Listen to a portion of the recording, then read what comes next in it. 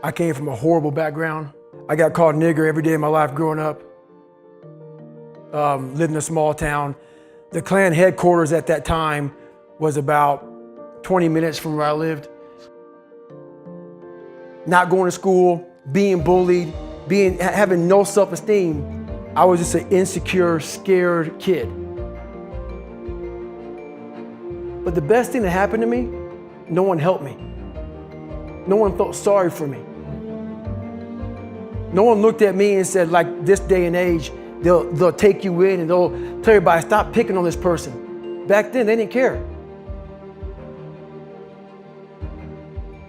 And so what I realized is for me to become the man I wanted to become, I saw myself as the weakest person God ever created. But I never blamed God for anything he did to me. The only person that's gonna turn this person around is me. The only way I can turn it around is put myself through the worst things possible a human being can ever endure. And that'd be the only way that I can build this brain to handle anything that comes in front of it, callousing my mind through pain and suffering. I signed up for this race. It's called the San Diego One Day, where you run around a 1 mile track for 24 hours to see how many miles you can get. My goal was 100 miles. I cleared 70 miles in like 12, 13 hours pretty quickly, but I was done. My feet were broken. I was stress fractures, shin splints, muscles were tearing. I was in bad shape. I was eating Ritz crackers and drinking Mileplex. That's all I had. No water, didn't know what the hell I was doing out there. It was just ridiculous. It was a clown show. So I sat down at mile 70 and I literally start to turn white. And when a black guy turns white, you're pretty fucked up. So I can't get out of the fucking chair. So I'm peeing blood down my leg. Whoa. Pooping up my fucking back. And I got 30 miles to go. This last 30 miles of this race is when I realized a human being is not so human anymore. We have the ability to go in such a space if you're willing to suffer, and I mean suffer. Your brain and your body, once connected together, can do anything. And this 30 miles was the life-changing moment. I was out of it. I was in the worst pain in my entire life. I was, to me, on the brink of death. And I'm not gonna say motivated, because motivation's crap. Motivation comes and goes. When you're driven, whatever's in front of you will get destroyed. So I sat in this chair and I was so driven to succeed in this race. And at this time, everybody goes, were you thinking about the guys that died? And I'm not gonna lie to you, I wasn't. This became a personal thing.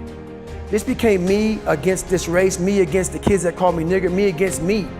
It just became something that I took so violently personal. So I went through all these small steps and I was able to stand up. And then from standing up, I was literally walking around with my wife at the time, and she goes, "You're not gonna make the time." She goes, "You're walking like 30-some minute miles."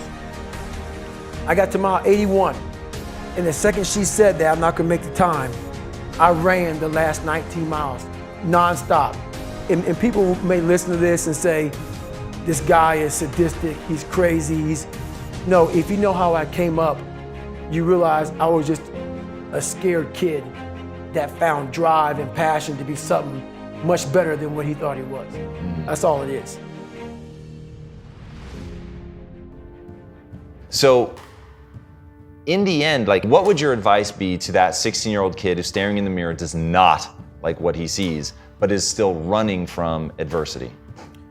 Well, my biggest advice to him is that, first of all, he won't like what I say to him. So we read a bunch of books nowadays. As humans, we want to find out how to be someone else. What we don't do is we don't go inside. So literally turn yourself inside out. Read the book that's like we're writing a book every day of our lives, but we never read that book. So what I would challenge this young man or young woman to do is you have to look inside of yourself to see what you really want. What are you passionate about? We live in an external world. Everything is you got to see it, touch it. It's external. If you can, for the rest of your life, live inside of yourself.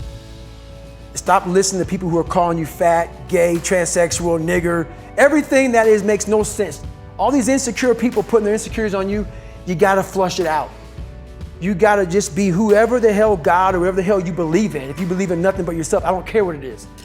You gotta take everything and throw it away.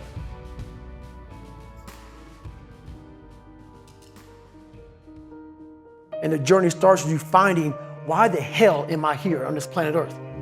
Why am I here?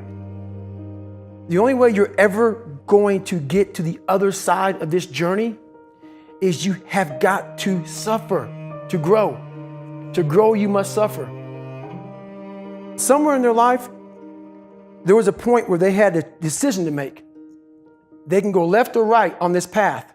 Left was the easy route. Right was the hard route. A lot of people take the easy route. And they had a good life that way, but the better life was going to the right side.